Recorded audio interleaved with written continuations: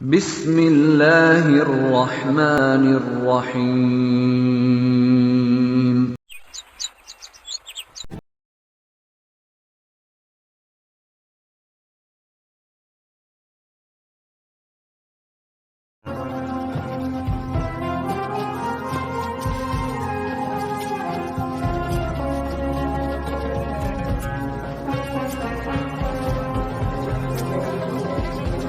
Siapakah dimaksud dengan orang Turki?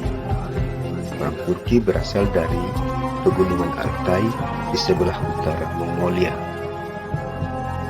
Saat ini orang-orang Turki sudah tersebar di beberapa negara di Cina, di negara-negara Asia Tengah, Rusia, hingga di negara-negara Eropa Timur.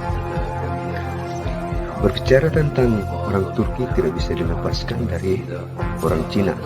Demikian pula sebaliknya berbicara tentang orang Cina tidak bisa dilepaskan dari orang Turki. Orang-orang Turki dahulu disebut sebagai Xiongnu yang merujuk pada suku-suku nomaden di perbatasan utara Cina.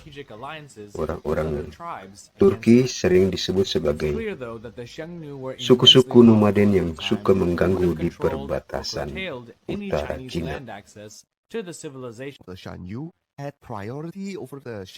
Dalam sejarah Cina, orang-orang Turki disebut sebagai Xiongnu. Orang-orang Cina pernah melakukan politik pecah belah di antara orang-orang Xiongnu.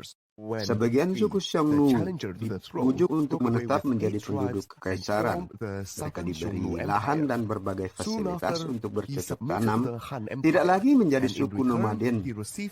Suku-suku yang menjadi bagian dari rakyat kekaisaran disebut sebagai Xiongnu Selatan, untuk membedakan dengan suku-suku di utara yang masih tetap sebagai suku nomaden. Mereka yang menetap sebagai rakyat Cina menjadi bumper atau penyangga dari gangguan gerombolan Xiongnu Utara. Orang-orang Xiongnu Utara yang mendapat perlawanan dari Xiongnu Selatan akhirnya melakukan migrasi ke arah barat. Perjalanan migrasi ke arah barat menembus padang rumput Eurasia hingga ke steppe Pontik atau padang rumput Pontik di Ukraina modern saat ini. Point to the Chinese states as invading the Tarim Basin, and the Turkic Ashina being semi-nomadic, while the Chinese residentiary peoples, I'd rather dismiss the Wuran theory. Or tribal chiefs. These early Turks, known as the Turuk, or the Fujian. Sekitar 30 tahun sebelum Nabi Muhammad Sallallahu Alaihi Wasallam dilahirkan, jauh di sebelah timur di jantung Asia yang terpencil, telah terjadi pertumpahan darah. Perangan antara suku-suku nomaden menelan banyak korban jiwa. Suku bangsa Turki saling membunuh untuk memperebutkan posisi siapa dan dari klan mana yang berhak mengurusi suku-suku bangsa nomaden. Di kalangan orang-orang Turki terdapat sebuah konfederasi atau persatuan yang disebut Kaganat. Orang yang menjabat sebagai pemimpin Kaganat disebut sebagai Kagan. Kaganat adalah struktur tertinggi dari beberapa klan atau khan. Kaganat Roran pernah terbentuk dari tahun 330 hingga 552 Masehi. Kaganat Roran terakhir adalah Anagui. Ketika Anagui menjabat sebagai Kagan di Kaganat Roran, terjadi pemberontakan dan perebutan kekuasaan. Perangan antara pendukung Kaganat dengan pemberontak tidak dapat dihindari. Kaganat ini dapat dikatakan sebagai sebuah imperium. Para ahli sejarah kadang menyebut Kaganat Roran ini sebagai sebuah emperor. Setelah terjadi pemberontakan, Kaganat Roran tumbang. Tidak berselang lama berdiri sebuah Kaganat baru yang lebih besar, terbentang dari tepi Laut Kuning di Cina hingga ke tepi Laut Hitam di Eropa Timur.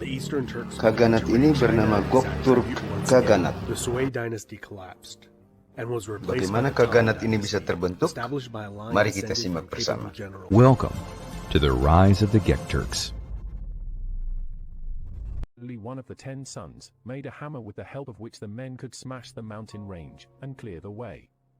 This opened the actions and Orang-orang Turki dikenal sebagai penambang logam dan pembuat senjata serta perlengkapan perang atau metalurgi.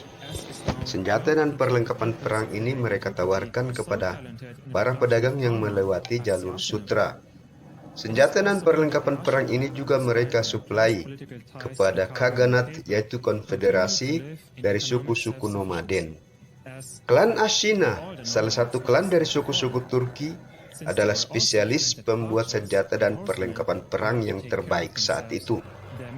Anggota klan Ashina juga merupakan pemanah yang handal dan sangat terampil menunggang kuda. All we can say is that the Ashina Turks were excellent blacksmiths, specialized in creating weapons and armor. They were likely obliged to supply the Khagan during his wars with such weaponry, and they also took part in the trade along the Silk Road in Central Asia. But the hierarchy of the steppe, with the Ruran being at the top and all other clans at the bottom, was about to change very soon. Now, within Ruran hierarchy was similar to that of all other steppe peoples. They were vassals of the Ruran, and thus obliged to aid the Hierarki Khagan dari with Khaganat weapons of war. adalah suku-suku nomaden memberi mandat atau kuasa dan mendukung seorang Khagan. Ada hubungan timbal balik antara pendukung atau pengikut dengan yang diikuti, atau Khan. Bukan hubungan antara seorang penakluk dengan yang ditakluk, bukan antara tuan dan budak. Hal ini disalahartikan oleh Hanagui, Khagan saat itu. Hanagui memerintah dengan sewenang-wenang dengan tangan besi. Akibatnya, terjadi banyak pemberontakan. Pemberontakan yang terkenal adalah dari Konfederasi Tile. Seorang pemuda dari klan Ashina diminta oleh Khagan Hanagui untuk memadamkan pemberontakan. Bumin, pemuda dari klan Ashina, memenuhi permintaan Khagan Hanagui. Bumin berhasil memadamkan pemberontakan dan membawa 250 orang-orang Tile menjadi pengikutnya. Setelah berhasil memadamkan pemberontakan, Bumin melamar Princess Hanagui. Lamaran Bumin ditolak dengan sangat kasar. Bumin disebut pemuda yang tidak pantas untuk bersanding dengan Princess Hanagui karena Bumin dianggap hanya sebagai budak pandai besi. Bumin kemudian melamar anak dinasti Wei. Kaisar Wei setuju menikahkan Bumin dengan saudaranya. Yuan Tai approached him and proposed the establishment of trade relations. Bumin accepted the request and thus began a secret alliance between the Ashina and the Wei. Shortly thereafter, a rebellion broke out among the Tila, threatening the rule of the Ruran. But the Khagan unexpectedly received help from the Ashina. Bumin crushed the revolt of the Tila Federation. He was the first to bring the 250,000-strong group of steppe warriors under his direct control. Afterwards, he sought out the Khagan and demanded the hand of his daughter, as a thank you for his efforts. But Hanagui, the Khagan, refused, calling Bumin a lowly slavesmith. In doing so, Hanagui had Khagan Hanagui mengirim pesan kepada Bumin. Bumin angrily broke off all relations with the Ruran. Mengapa Anda berani melamar anak gadis dinasti Roran? Anda tidak pantas bersanding dengan Princess Roran, dinasti Yujiuli. Anda hanyalah seorang budak pandai besi. Setelah mendapat pesan ini, Bumin menyusun strategi untuk melakukan pemberontakan pada Khagan Hanagui, Khagan Roran saat itu. Pada 552, di utara Waiwang, pasukan Bumin dan Hanagui bertemu. Pertempuran antara dua kubu terjadi. Pasukan Hanagui berhasil dikalahkan. Hanagui bunuh diri, sebagian keluarganya berlindung ke dinasti Zhou. Sebagian bermigrasi ke barat membangun Khaganat Avar. Bumin kemudian membangun Khaganat baru dengan nama Göktürk Khaganat. Bumin kemudian menapaki kekuasaan di Göktürk Khaganat dengan gelar Ilik Khagan.